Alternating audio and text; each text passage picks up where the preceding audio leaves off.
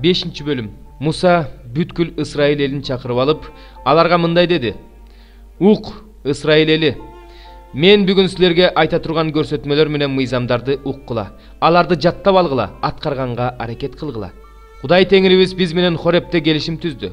Теңир ал келишимди биздин ата-бабаларыбыз менен эмес, бүгүн ушул жерде тирүү турган биз менен түздү. Теңир силер менен тоодо от ичинен бетме-бет сүйлөшкөн. Мен болсо ошол учурда Теңирдин сөзүн силерге жеткириш үчүн Теңир менен силердин ортоңордо турдум. Анткени силер оттон коркуп тоого чыккан жоксуңар. Ошондо ал мындай деген: Сени Мисир жеринен алып чыккан, кулчулуктан бошоткон Кудай Теңириң менмин. Сенин менден башка кудайларың болбосун. Жогорку асмандагы, төмөнкү жердеги, жерден төмөн суудагы нерселерди сүрөттөп, жасалма Кудай жасаба. Аларга табынып кызмат кылба.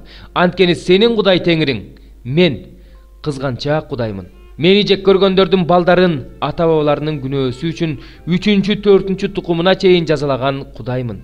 Мени сүйгөндөрдүн, менин осуяттарымды аткаргандардын 1000 тукумуна чейин ырайым кылган Кудаймын.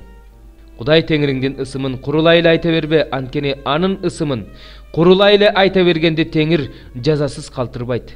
Ишемби күндү дайыма ыйык тут. Кудай Теңириң сага осуяттагандай аны ыйык сакта. 6 күн иштеп ар кандай жумушуңду кыл.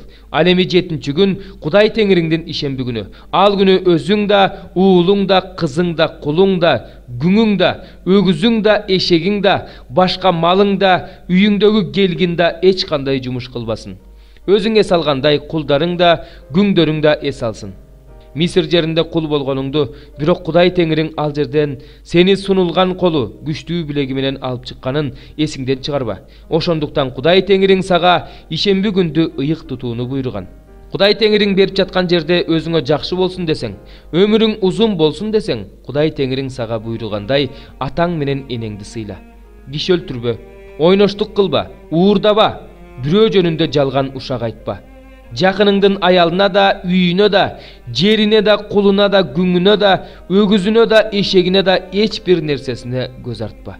Бул сөздөрдү Теңир тоодо, от ичинен, булут ичинен, караңгылык ичинен катуу үн чыгара бүткүл жамаатыңарга айткан. Андан башка эч нерсе айткан эмес. Ал сөздөрдү 2 таш лоокко жазып мага берген. Силер караңгылык ичинен үн дукканда тоо жалындап күйүп турган. Ошондо силер уруу башчыларыңар, аксакалдарыңар менен мага келип мындай дегенсиңер: Кудай Теңирибиз бизге өзүнүн даңкы менен улуулугун көрсөттү. Биз от ичинен анын үнүн уктук. Бүгүн биз Кудайдын адам менен сүйлөшкөнүн көрдүк. Ал адам тирүү калды. Биз эмне өлүшүбүз керекпи? Эми бул коркунучтуу от бизди жалмап салат. Эгерде Кудай Теңирибиздин үнүн дагы бир жолу уксак өлүп калабыз. От ичинен сүйлөгөн тирүү Кудайдын үнүн биздей болуп угуп тирүү калган адам барбы? Сен барып Кудай Теңирибиз эмнен айтса, ошонун баардыгын угуп кел. Кудай Теңирибиз сага эмнен айтса, ошонун баардыгын бизге айтып бер. Биз аны угабыз жана аткарабыз. Теңир силердин мени менен сүйлөшкөндө айткан сөздөрүңөрдү угуп, мага мындай деди: Мен бул элдин сага айткан сөздөрүн уктум. Алардын айткандарынын баары жакшы. Бирок алардын жүрөгү ушундай болсо гана, менден коркуп өмүрлөрү өткөнчө, менин осуяттарымды аткарышса, аларга да, алардын балдарына да түбөлүккө жакшы болор эле. Аларга барып, өз чатырларыңарга кайткыла деп айт. Сен болсо бул жерде мени менен кал. Мен сага мыйзамдар менен көрсөтмөлөрдү айтам. Сен ошол мыйзамдар менен көрсөтмөлөрдү аларга үйрөтүшүң керек. Мен аларга энчилеп берип жаткан жерде ушуларды аткарышсын. Байкагыла, Кудай Теңириңер кандай буйрук кылса, так ошондой кылгыла. Андан оңго да, солго да бурулбагыла. Кудай Теңириңер көрсөткөн жол менен жүргүлө. Ошондо тирүү калып, өз энчиңерге алган жерде жакшы жашап, узак өмүр сүрөсүңөр. 87 забур. Корак уулдарынын забуру. Ырчылар тобунун башчысына ырдоо үчүн Эйман Эзрахинин үйрөтүүсү. Теңирим, менин куткаруучу Кудайым. Күндүз да түн ичинде да сенин алдыңда ыйлайм. Менин сыйынуум сенин алдыңа жетсе экен, менин жалбаруума кулагыңды сала көр. Анткени менин жаным кайгыга батты. Өмүрүм өлгөндөр жаткан жайга жакындап калды. Мен көргө киргендерге окшоп калдым. Мен күчсүз адамдай болуп калдым. Сен унутуп койгон, сенин колуң таштап койгон, өлүктөр арасына ташталган, табытта жаткан, өлтүрүлгөн адамга окшоп калдым. Sen meni өлгөндөр жаткан жайга, караңгылыкка, туңгуйга чүрдүң. Менин үстүмдөгү каарың мени кыйнады. Сен мени өзүңдүн бүт толкундарың менен кыйраттың. Сен мени жакындарымдан алыстаттың. Мен аларга жийиркеничтүү кылдың. Мен туткундамын, чыга албай жатамын. Көзүм кайгыдан тунарды. Күн бою сага жалбардым, Теңирим. Сага колдорумду сундум. Сен өлгөндөргө да керемет көрсөтөсүңбү? Өлгөндөр туруп сени даңкташмак беле? Сенин ырайымың мүрзөдө айтылмак беле? Сенин чындыгың чириген жерде айтылмак беле? Сенин кереметтериңди караңгылыкта билишмек беле? Сенин чындыгыңды унутта калган жерде билишмек беле? Ошондой болсо да, Теңирим, мен сага жардам сурап кайрылам. Менин таң заардагы сыйынуум сени тосуп алат.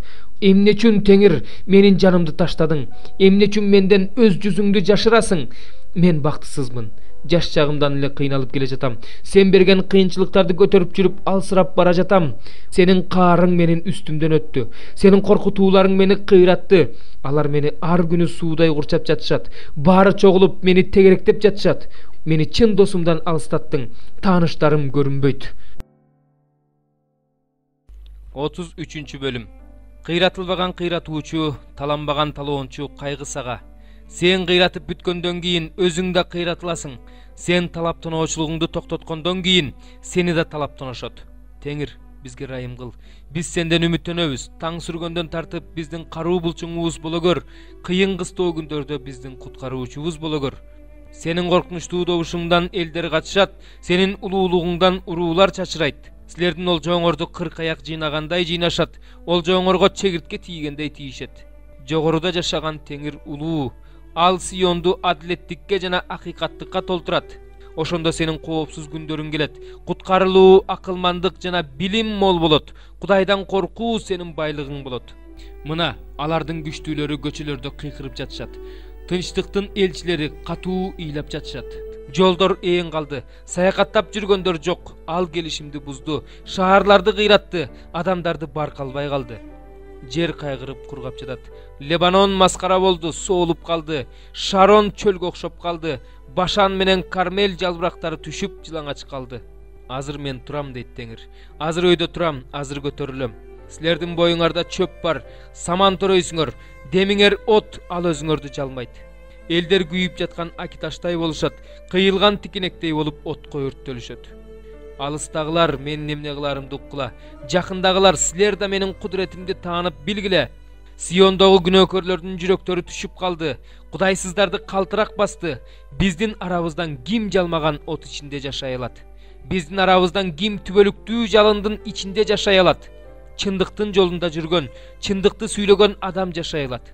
Талап тоноодон тапкан пайданы жек көргөн, парадан колун тарткан, кан төгүүнү уккусу келбей кулагын жапкан, кыянаттыкты көргүсү келбей көзүн жумган адам жашай алат.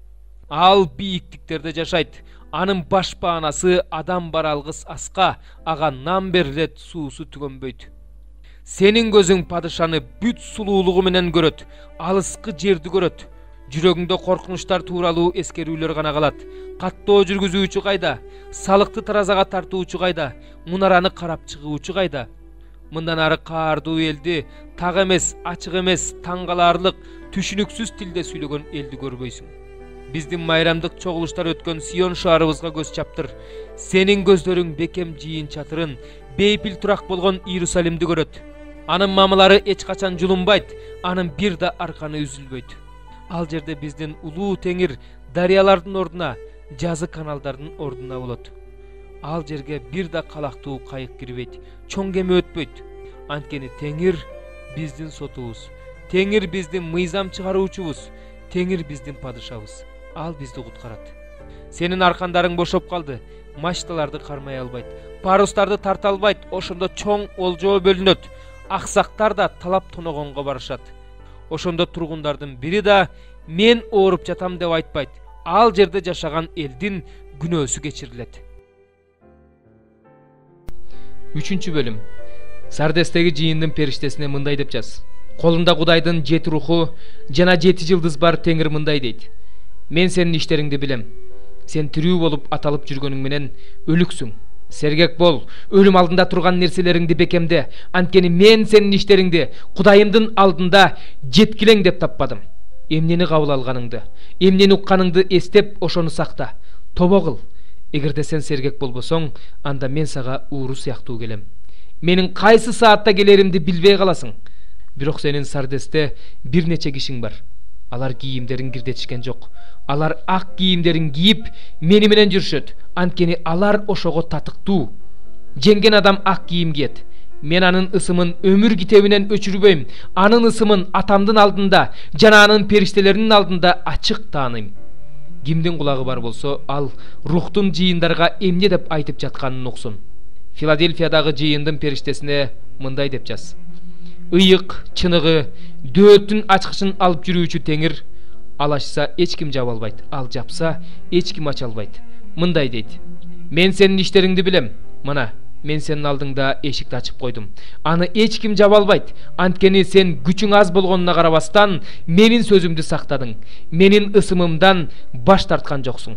Мына мен шайтанга таандык топтогу адамдардын кээ бирөөлөрүн жүйүт эмес болушса да жүйүтпүз деп калп айткандарды сенин алдыңа алып келип таазим кылдырам. Ошондо алар менин сени сүйгөндүгүмдү билишет. Сен менин чыдамкайлык жөнүндөгү сөзүмдү сактадың. Ошондуктан мен да сени жер үстүндө жашагандардын сыналуусу үчүн бүт дүйнөдө боло турган сыноо убагынан сактап калам. Мен жакында келем. Бирөө сенин таажыңды тартып албаш үчүн эмнең бар болсо ошону бекем карма. Жеңип чыккан адамды мен Кудайымдын ибадатканасынын тирөөчү кылам. Ал ошол жерден эч качан чыкпайт. Тирөөчтүн бетине мен Кудайымдын ысымын жана Кудайымдын шаарынын атын, Кудайымдан асмандан түшкөн жаңы Иерусалимдин атын жана өзүмдүн жаңы ысымымды жазып коем. Кимдин кулагы бар болсо, ал рухтун жыйындарга эмне деп айтып жатканын уксун. Лаодикеядагы жыйындын периштесине мындай деп жаз. Ысымы Омин, ишенимдүү жана чыныгы күбө, Кудайдын жаратуусунун башталышы мындай дейт. Сенин иштериңди билем. Сен муздак да ысык да эмессиң. Атаганат сен муздак же ысык болсоң эмне? Сен ысык да муздак да эмес, жылуу болгонуң үчүн мен сени оозумдан бүркүп чыгарып салам. Анткени сен мен баймын, байып калдым, эч нерсеге муктаж эмесмин деп айтып жатасың. Бирок сен өзүңдүн бактысыз, аянычтуу, жакыр, сокур жана жылаңач экендигиңди билбейсиң. Мен сага мындай кеңеш берем. Байышың үчүн сен менден отко тазаланган алтын сатып алгын. Жылаңач этиң көрүнбөш үчүн менден ак кийим сатып алып кий. Көзүң көрүш үчүн менден көздүн майын сатып алып көзүңө сыйпа. Мен кимди сүйсөм ошолорду ашкерлеп жазалайм. Ошондуктан тырышчаак бол жана тобо кыл. Мына, мен эшиктин алдында туруп эшикти чертип жатам. Ким менин үнүмдү угуп эшигин ачса, мен аныкына кирип аны менен бирге тамак ичем. Ал да мени менен бирге тамак ичет. Мен жеңип чыгып атамдын жанына, анын тактысына отурганымда эле, жеңип чыккан адамды өзүмдүн жаныма тактыма отургузам. Кимдин кулагы бар болсо, ал рухтун жыйындарга эмне деп айтып жатканын уксун.